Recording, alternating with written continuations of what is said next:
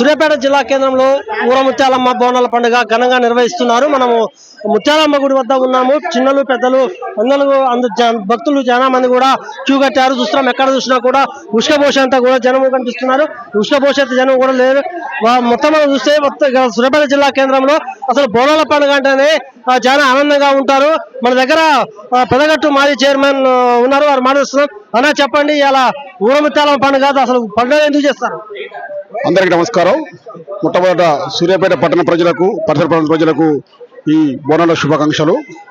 ఈ యొక్క ఊరముత్యాలమ్మ కానీ మైసమ్మ పండుగ ఎందుకంటే ఈ యొక్క శ్రావణ మాసంలో అంటురోగాలు లేకుండా ఆయురారోగ్యాలతో అష్టాచరులతో ప్రజలు ఎలాంటి ఆపదలు లేకుండా సుఖ సంతోషాలు ఉండాలని భక్తులు తమ కోరిక మేరకు కోటి నాటుకోళ్లు కానీ అమ్మవారికి సమర్పిస్తారు. బోనం అమ్మవారికి సమర్పించి నాటుకోళ్లు సమర్పించి అంటే ఎలాంటి ఇబ్బందులు ఎలాంటి సమస్య లేకుండా ఆయురారోగ్య అష్టాశ్వర్యంతో ఉండాలని ఈ యొక్క పండుగ నిర్వహిస్తారు.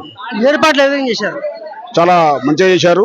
ప్రజలకు అనుగుణంగా సౌకర్యాలు, క్యూ లైన్ కానీ, వచ్చే భక్తులు బోనం పెట్టడానికి కానీ, నాటుకోళ్ళకు వస్తారు ఎక్కడ ఎవరికి ఇలా ఇబ్బంది లేకుండా కూడా చాలా కమ్యూనిటీ వారు చాలా మంచిగా చేశారు.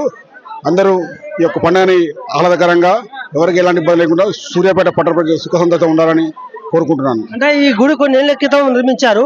అది సూర్యాపేట పట్టణానికి సంబంధించిన జనానికి ఈ ఆవరణ సరిపడుతుంది. ఇంకా ఎక్స్టెన్షన్ చేస్తే బాగుంటుంది అనుకుంటున్నారా?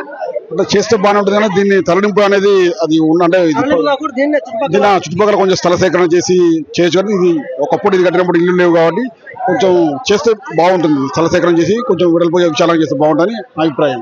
ఓకే, మనం ఇప్పుడు భక్తుల గురించి తెలుసుకున్నాము. ఏంటంటే ఊరముత్యాలమ్మ పండుగ అనేది సూర్యాపేట జిల్లా కేంద్రంలో అంగరంగ వైభవంగా నిర్వహిస్తున్నారు. ఎక్కడ చూసినా భక్తులు పోస్తే కిందికి రాలంత జనం ఉన్నారు. అయితే ముఖ్యంగా ఏంటంటే ఇక్కడ గత కొన్నేళ్ల క్రితం నిర్మించినటువంటి ఈ ఊరముత్యాలమ్మ గుడి ఇక్కడ సూర్యాపేట జిల్లా కేంద్రంలో ఉన్నటువంటి జన సముద్రానికి మాత్రం ఇది సరిపోవట్లేదు. దీని పక్కనే ఇంకా స్థలాన్ని సేకరించి ఖచ్చితంగా దీన్ని ప్రభుత్వం ఖచ్చితంగా చేస్తుందని భావిస్తున్నాం. అంతేకాదు ఇక్కడ ఉన్నటువంటి భక్తులకు సౌకర్యాలు మున్సిపాలిటీ కావచ్చు, లేకపోతే పోలీసు వారు కూడా అన్ని ఏర్పాటు చేశారు. ఎలాంటి అవాంఛనీయ సంఘటన జరగకుండా జిల్లా ఎస్పీ సంతోష్ సింగ్ గారు మాత్రం అన్ని ఏర్పాటు చేయడం జరిగింది.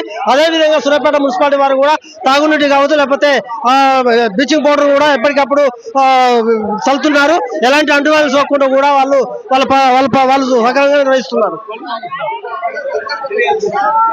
క్యూ న్యూస్ అందించే అవకాశాన్ని సద్వినియోగం చేసుకోండి.